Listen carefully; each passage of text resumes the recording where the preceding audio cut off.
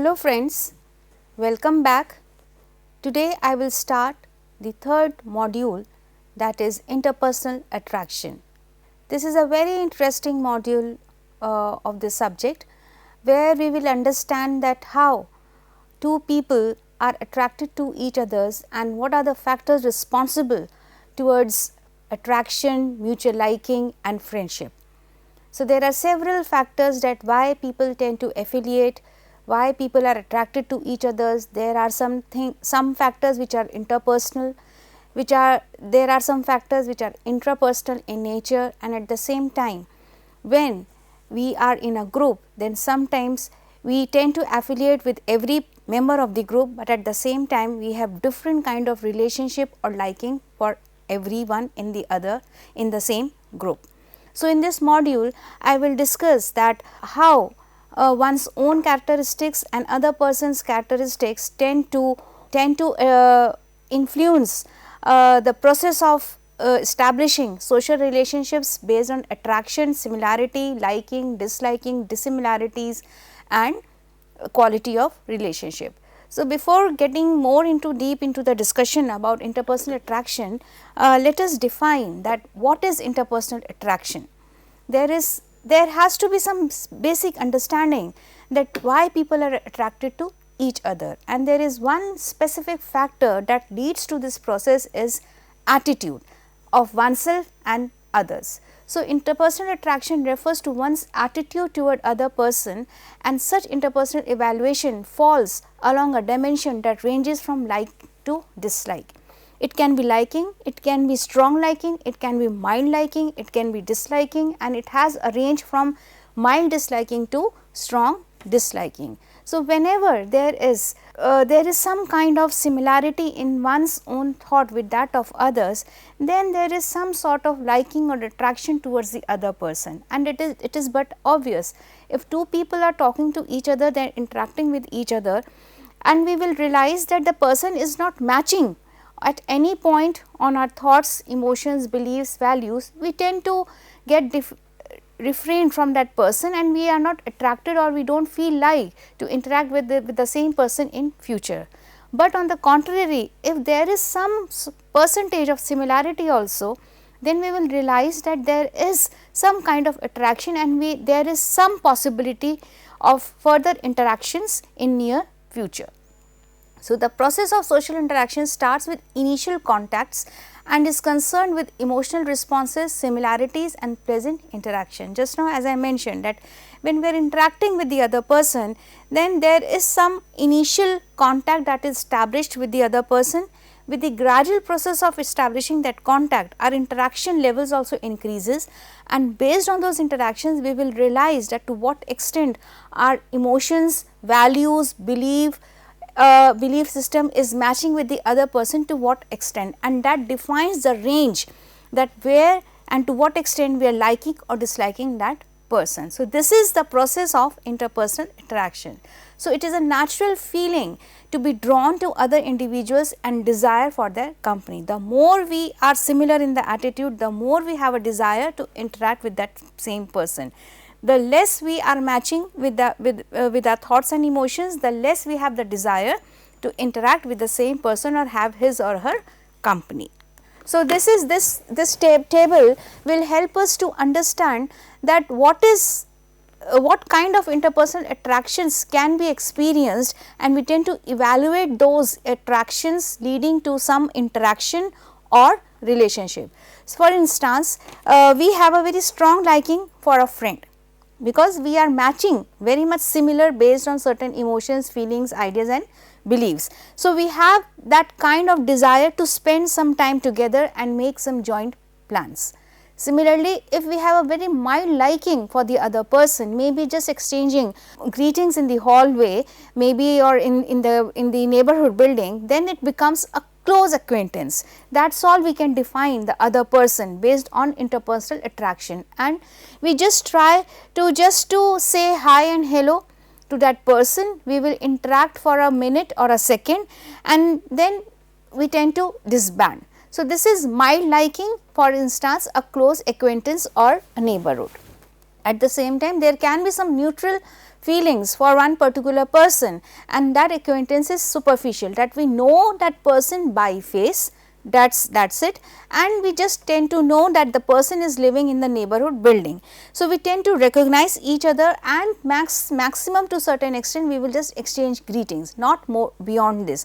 Even for my liking, we can stop by and just talk for a second, for a while, but if the feelings are neutral, we would just say hi or exchange greetings in the hallway. So, these are the neutral feelings for another person in the situation. Now, this neutral feeling will be in a way that we have no idea, we have no knowledge, we have no clarity about the attitudes and perceptions of that person, the belief of that person, and that interaction sometimes becomes very much novice or novel in nature.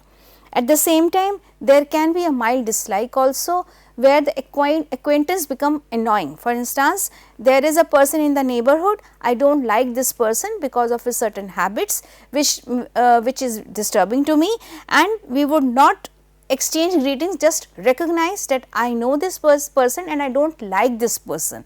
So, this kind of evaluation for that person will be based on superficial acquaintance, and we recognize each other, we prefer to avoid interacting. That means that the person we know, but still the interaction we had in past were not very much pleasant, and it was very much unpleasant. With that, result of the interaction is that there is mild liking, and two people try to avoid each other for not interacting with the same person. And at the same time, there can be a strong disliking, where the two people are absolutely uncomfortable and experience unpleasantness to interact. So, there is actively avoiding a contact to interact with that person. Maybe it can be a meeting also, where we will not even try to recognize that person to that extent that we are expressing a strong disliking for the same person. So, this is how we evaluate any interpersonal attraction based on range of liking and disliking, right from strong liking, mild liking, neutral, mild dislike and strong dislike. Based on this evaluation of that category of liking and disliking, we tend to interact accordingly, and that actually defines interpersonal attraction, that we have a category. There are 10 people in any social situation, it is not possible to have all the strong liking for all the 10 members in the group or in any social situation. Our evaluation for every 10 member in that group or social situation will vary on different categories, right from strong liking to strong disliking, based on our relationship, that is attraction. So, this is how we tend to define that what is interaction based on attitudes, similarity in beliefs, shared ideas, motives and emotions. Next comes factors responsible for interpersonal attraction. It is not that we just encounter any person in any social situation and we are attracted to that person. There are certain factors that fosters this kind of social process. So, social psychologists have identified certain factors where they define that how this process is been determined.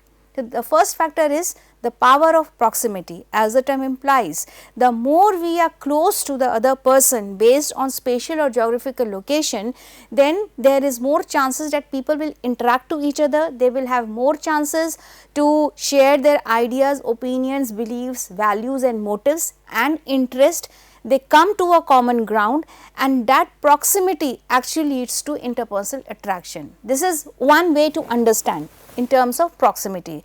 The other can be that whenever we are interacting with the same person every now and then, and we are exposed to that person every now and then, that means there is repeated exposure, then there are chances that either that exposure can be mildly negative, neutral or positive, which results in an increasingly positive evaluation of that stimulus. Because even when we are repeatedly exposed to even a negative stimulus, with the gradual process of interaction, even that negative stimulus or person can also become a positive stimulus, because we are getting more chances to interact, and the more we interact, the more we get space to understand the other person in a more elaborative fashion. So, repeated exposure is very important when we talk about factors responsible for interpersonal attraction. So, the more we are exposed to the stimulus or the person, the more there are chances that we have positive stimulus or liking for that person. The other is the affective basis of attraction. Now, here the affective basis here means the emotional state of an individual, that whether we are liking that person based on the strength of the emotion or the direction of the emotion, that is negative or positive. So, when we are talking about the affective basis of attraction, then it becomes very much imperative to understand that what is an effect. We have to define it. So, affect is an individual's emotional state, that it talks about the feelings and moods of an individual, that is the person is happy, sad, grieved, melancholy state of mind or depressed. So, affect influences perception, motivation, cognition, decision making and interpersonal attraction. When we are in a happy mood, definitely we tend to perceive the whole environment in a very positive manner. When we are in a sad or in a negative mood, then it happens that we tend to perceive the whole environment to be very much negative. That is how affect influences interpersonal attraction. Now, take it as another example, that I have a toothache and it is really disturbing to me right now. So, that toothache is so disturbing that the whole environment also becomes negative for me, because that pain, that toothache is negative, we are perceiving there is a spillover effect on the perception of the environment and everything seems to be negative. Similarly, if we are in a happy mood, maybe we have earned a bonus at the work, then the employee is so happy that every employee is being perceived to be a positive person in that work environment. So, this is how affect influences interpersonal attraction, even your perception, your motivation and decision making. So, affect is very important when we talk about interpersonal attraction, because this forms the basis of establishing social relationship in long run. So, the two most important characteristics of affect are intensity, that is the strength of the emotion, and the direction, whether the emotion is positive or negative. Positive emotion is there, but what is the degree? Strong or mild. Similarly, negative emotion, strong or mild negative emotion, that defines an individual's process of further establishing relationship with the other persons. So, this is how power of proximity and affective affect influences interpersonal attraction. Affect also influences attraction in 4 different ways: direct, indirect, associated effect and stigma. So, direct, indirect and associated effect I will continue in the next slides, where I can explain you very well based on the diagram, but at the same time I will continue with the stigma, that is it refers to the personal characteristics that at least some other individuals perceive negatively. This includes race, physical disability or way or any other factor. Stigma is something we connote to another person, associate the other person with some negative feelings and emotions. For example, based on racial discrimination or physical disability. So, if for instance, if I say that racial discrimination, then definitely there is some stigma based on black or white. So, these are the factors which exist in society, in human society, and how people tend to stigmatize the other person based on skin color. So, this is the stigma.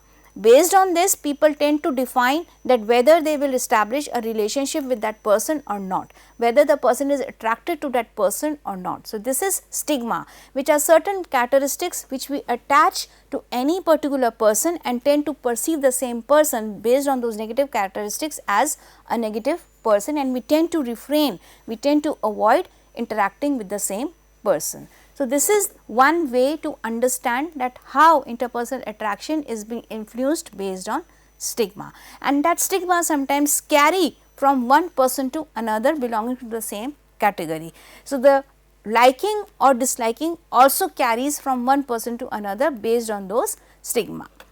The next comes that when we are talking about affect influences attraction based on direct, indirect and associated effect. So, let us discuss about this diagram where direct, indirect and associated effect is being considered about factor responsible for interpersonal attraction. So, this diagram basically talks about direct, indirect and associated effect based on negative and positive feelings. So, let us discuss about the positive feelings we connote. So, if I say that the affective state of an individual is positive based on arousing stimulus, that is the cake. We are at a cake shop, cake, I like the cake and this particular cake is very delicious. So, that is arousing positive emotions within the person. The person is elated, the person is happy to see his favorite sweet or dessert in the shop, and immediately we tend to perceive the whole environment as positive, and maybe we tend to perceive one particular person in a very positive perception that I like this cake or I like this person. Now, this is a very direct effect. Oh, this is a cake and I like cake a lot. So, this is a direct effect. Positive stimulus is there or any stimulus which is arousing positive emotions within the person, and there is a positive evaluation regarding the same stimulus, that cake is there, I like cake, and evaluation is also positive. So, this is a direct effect. Now, what can be the associated effect of this particular stimulus which is arousing positive emotions, that even a neutral person who is standing in the shop is being perceived as a positive person, because that stimulus, a positive emotion or stimulus, has a carryover effect on the perception of an individual of that stranger. So, even the stranger is also perceived as a positive person, and immediately our evaluation for that person is that I like this person a lot. So, association between the negative, between the positive emotion and the neutral stimulus is associated, and the evaluation is also indirect in the way that we are evaluating that person as a positive person. So, all the three effective bases are existing in this positive situation, where stimulus is positive, the stranger is also positive, and the evaluation of that stranger is also positive. So, direct, indirect and associated effect are existing with this positive feeling. Again I repeat, whenever any stimulus arouses positive effect or emotion, the person also exudes positive emotions itself. Another neutral stimulus that exists in the same situation is also perceived as positive person, and the evaluation of that person is also positive. So, there is a chain of positive emotions because positive feelings are associated with every stimulus in the environment. So, this is the effective base of interpersonal attraction. Similar thing also happens when the person experiences some negative feelings. For example, effect arousing stimulus, for example, severe toothache. This is a negative stimulus in the environment, and our assessment of oneself and the situation is that I do not like toothache. This is the direct effect. This is but obvious that because that toothache has disturbed the person to an extent that his perception is also getting affected, and the perception of the whole situation and oneself also becomes negative. So, this is a negative effect of negative feelings. Now, when we are associating this negative feeling or stimulus with the stranger, then again the idea is that the person will also assess or evaluate that person as the neutral stimulus as negative itself. So, a neutral stimulus which is present when the tooth is also aching, in that situation tooth is aching and the perception of the situation is negative, the person is also evaluated as a negative person. So, this is how a carryover effect of negative feeling can also be experienced, which actually determines whether the person will be able to establish any relationship with that person in that situation or not. So, personal characteristics or interpersonal factors also play a major role when we talk about factors influencing interpersonal attraction. So, if I just go back to the slides, affect influences attraction in 4 different ways: direct, indirect, associated and stigma. Had it been in the same situation, we substitute a stigmatic person in place of neutral stimulus, then person with some stigma will also be perceived as negative. So, this is how we tend to define interpersonal attraction based on the factors available in the environment. Now, this availability can be in the form of proximity, where the person is repeatedly exposed to one kind of stimulus. It can be based on the strength and intensity of the emotions. It can be also based on direct, indirect, associated effect or stigma. So, this is how factors are responsible for interpersonal attraction. Other factor is the need to affiliate. Before starting the discussion in detail, I mentioned one thing, that when we are talking about interpersonal attraction, then it is also not that that we are attracted to a person based on certain characteristics.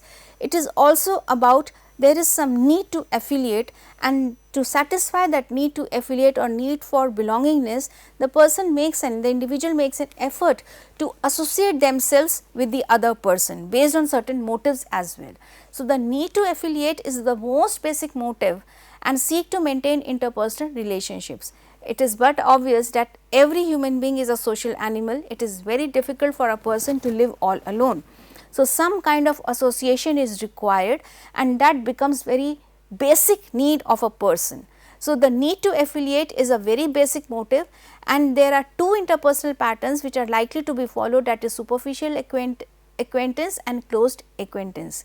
That means, even when the need to affiliation is a very basic motive, but still this motive is being satisfied based on two types of acquaintances, either close or superficial. So, when we are talking about superficial acquaintances, it is about that we know a person, but that person is not a close friend of mine. But whereas, when we are talking about close acquaintance, we understand each other, there are similarity in the attitudes, we know each other's ideas, beliefs, motives, emotions and feelings, and we tend to share our lives with each other. We tend to disclose some important information with the other person. But in both the cases, whether it is superficial acquaintance or close acquaintance, affiliation is there. Even we do not talk to our neighbor, but we tend to exchange greetings in the hallway. That is also a way to affiliate, that he or she is my neighbor. But yes, another way is to have a close acquaintance and at the same time satisfying the need to affiliate. Then definitely there are more chances of interaction where we share our emotions, feelings, ideas, plans, and we tend to disclose important information with each other. Even we are helping, we are engaging in pro-social behaviors. So, affiliative motives have three approaches.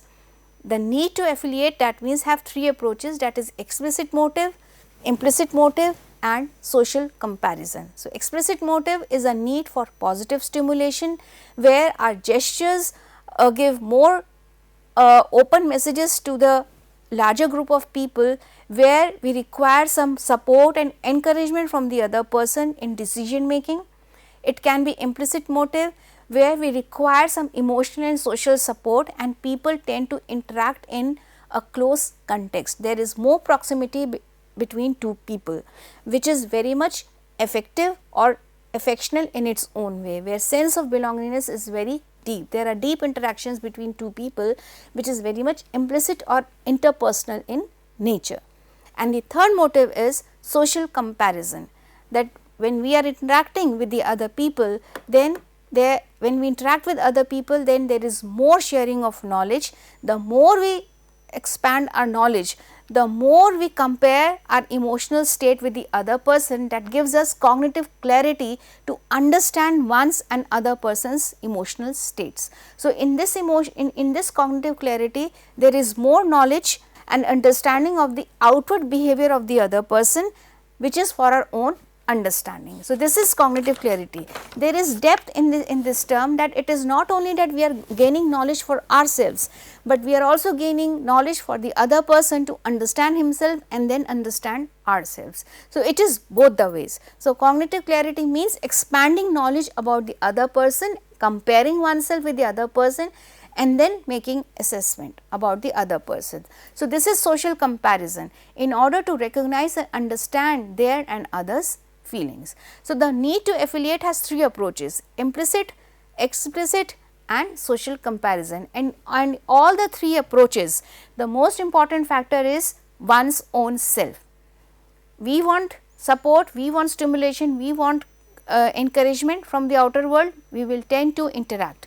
If we have to be more intimate and interpersonal with the other person, then we want more social support, emotional support, and we tend to interact and share more or disclose more information with the other person. At the same time, it is social comparison. The more we are interacting, the more we are getting cognitive clarity to understand one's and own's emotions or affective state of an individual. And the fourth factor is observable characteristics, which straightforwardly talks about physical attractiveness. It is an inevitable aspect of an individual behavior that people are very conscious about their looks, how the world perceive me. So, this is the aspect of a person's appearance that people regard as visually appealing or unappealing. Whether people like my appearances, physical appearances or not, whether I look handsome, whether I look beautiful, whether I look graceful, whether I look presentable in a particular situation. So, when we are talking about observable characteristics as a factor responsible for interpersonal attraction, then physical attractiveness is one important thing, because whenever two people are attracted to each other, then first thing that attracts an individual is based on the physical attraction, how a person appears to me. So, these are the appearances which a person regard as visually appealing or unappealing. It is also a factor that highlights appearance anxiety. This is the undue concern with how one look. It is an individual discretion which leads to anxiety, that when I am presenting myself to a group of people, then we are anxious at how people perceive me as appealing or unappealing. This leads sometimes to appearance anxiety, and this apprehension about one's physical appearance is adequate or inadequate about the evaluation of other people. Why? This anxiety is existing within an individual, because based on the physical attraction or attractiveness, people tend to evaluate you as a positive or negative person. So, when we are talking about interpersonal attraction, then physical attraction also plays a major role, where the person is very much unduly concerned about one's own looks, because based on those looks, people are being evaluated as positive or positive or negative, or appealing or unappealing. So, there are four factors responsible for interpersonal attraction: the power of proximity, the affective base of interaction, the need to affiliate, and observable characteristics. Next comes moving towards friendship, that is similarity and mutual liking. The idea is that once two people are attracted to each other based on proximity, based on physical attraction, based on affective basis of attraction or emotional state of each other, then people have another desire to take their level of attraction to another higher level in based on similarity and mutual liking. Attraction will not persist at that point. When attraction is there, then people tend to expand their interaction at different levels, and how it is being transformed or raised to a level of further friendship based on similarity and liking. So, it is a social process and a very gradual process, that initially it is attraction, then it leads to friendship based on similarity and mutual liking. So, the next step of interpersonal attraction and closeness or proximity involves communication, that is the degree to which individuals discover the areas of similarity and the extent to which they indicate mutual liking by what they say and what they do. Just as mentioned that interpersonal attraction is not the last stage, it moves on to another level, that is a friendship, which we can only take to that level whenever two people are expanding their interaction based on communication. Here communication means that people, the more we communicate, the more we identify the areas of similarity where we have common grounds of thinking, values, beliefs and ideas, and the more we find out similarity in our attitudes, the more it will expand to mutual liking. Sometimes people tend to just expand their interaction, and maybe they will find that only few areas are there where we are similar, and that it will lead to only friendship. But as soon as the area of similarity expands between two people, it is again taking to the another level, that is mutual liking. So, when we are talking about friendship, from interpersonal attraction to friendship, then it involves communication while discovering the areas of similarity, and at the same time that is converting to mutual liking based on what we say and do. So, what are the determinants of similarity? How we identify that in what manner we are similar to each other. So, the first factor or determinant is attitude similarity. So, attitude similarity causes attraction, which is but obvious, and expands or reaches to another level of liking. The extent to which two individuals share same attitudes about a range of topics is referred to as attitude similarity. The more the two people are communicating with each other, the more they are getting a chance to discover the areas in which they are similar to each other, and that determines friendship and mutual liking. And in practice, the term also includes similarity of beliefs, values, emotions and interest. Now, the more we are communicating, we are interacting, the more we are discovering the areas of similarity. Now, how to identify to what extent we are sure that two people are very much good friends based on certain proportion of similarities. We can never say that two people are friends to each other because they have attitude similarity. That level or quality of friendship is also defined based on proportion of similarity, that is the number of topics on which two people hold the same views divided by the number of topics on which they compare their viewpoints, that is individuals holding same views evokes positive effect or vice versa. So, the more the proportion is high, the more there is liking, the more there is friendship, and the more they are close to each other. So, not only talking about attitude similarity, proportion of similarity also plays a very important role in identifying the determinants of similarity. So, this talks about on which two individuals hold same views divided by the total number of topics on which they compare their views. The more there is similarity, the more the evaluation is positive. The less is the proportion of similarity, the less there are chances that the friendship will survive in long run, or the higher the proportion of similar attitudes, the greater is the liking. This is but obvious. There is more attraction, people are more keen to share more information with each other because it will expand or increase the liking towards the other person. So, when we are talking about determinant of similarity, it is not only about attitude in similarity, it is also about proportion of similarity. The other is affective or emotional basis of similarity. This is one way where we are disclosing maximum information and finding similarity in those informations we are sharing. The other aspect is affective or emotional basis of similarity.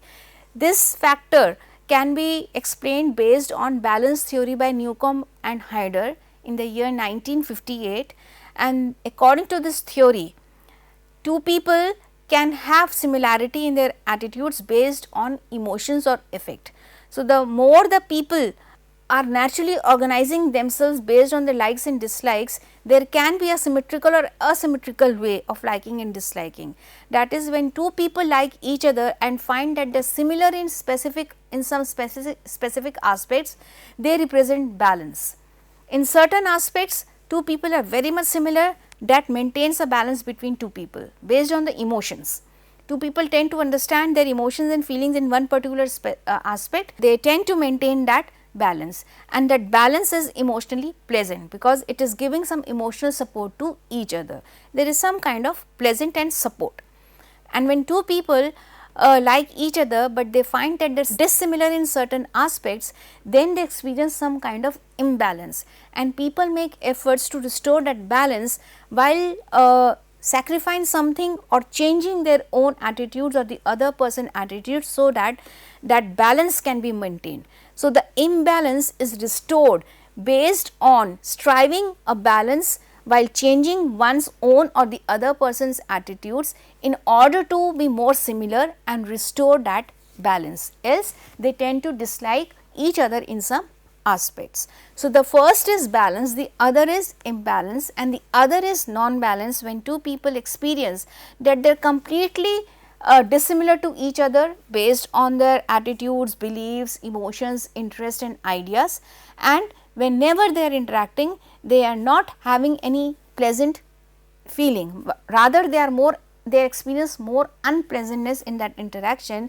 and feel indifferent about each other, then this leads to non-balance. So, therefore, we can say that affective or emotional basis of similarity can be explained based on balance theory by Newcomb and Hyder, that there can be three emotional aspects in similarity: balance, imbalance and non-balance. The other factor is slime effect. This effect is something where the world knows about one person and the behavior of the other person, that the person is not honest, he is not transparent, but the person who is being targeted is indulging in different kind of behavior and is not being liked by that person. So, at the opposite extremes, even a positive evaluation that is inaccurate or is clumsy attempt at flattery is much welcomed. For instance, a person who is engaging in the behavior of flattery, that is while trying to impress the other person for their own good or for their own selfish motive, that person who flatters will try to impress the other person in a way that the whole world will perceive the person who has been flattered to be very much true, honest and transparent. But the associated person knows that what kind of person he is, that becomes very much undesirable.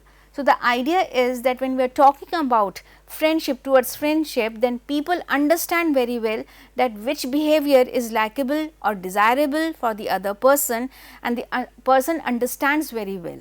So, in slime effect, when we talk about, it is about something that for example, an employee who is nice to his superiors, but not to his subordinates. So, the person who is nice to his superior is actually trying to flatter the higher authority for his own personal interest or selfish motive, and the other co-workers understand this behavior very well.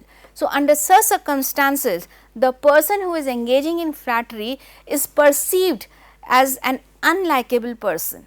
So, this is known as the slime effect when we are talking about moving towards friendship in interpersonal attraction. The person who is engaging in ingratiation or flattery, that is engaging in behaviors to satisfy one's own personal interest or self interest or motives, then that kind of behavior or the person becomes unlikable for the other person in the environment. So, this slime effect plays a very important role in moving from interpersonal attraction to friendship. In this kind of behavior, it is obvious that the person who is engaging in flattery will not be liked by the other person, and there can be no friendship with such type of people. So, this kind of behavior is termed as slime effect. An employee who is nice to his superiors and not to his subordinates, he or she is judged as extremely dislikable, and this fact is known as slime effect. Some other examples are flattery or ingratiation. Flattery, trying to impress the other person by using good words to satisfy one's own interest, or making the other person or compelling the other person to comply with what the person wants from that authority. This is slime effect. So, by doing so things that will please people, especially people who might be useful to you. That it is in simple layman language, we say that we tend to do buttering to a person who is very useful to us. This is flattery, that is known as slime effect. So, these are the factors which I have discussed just now, that what factors leads to friendship based on similarity and mutual liking, that is attitude similarity, affective or emotional basis of similarity and slime effect. Next, I will continue in the next discussion. Thank you so much.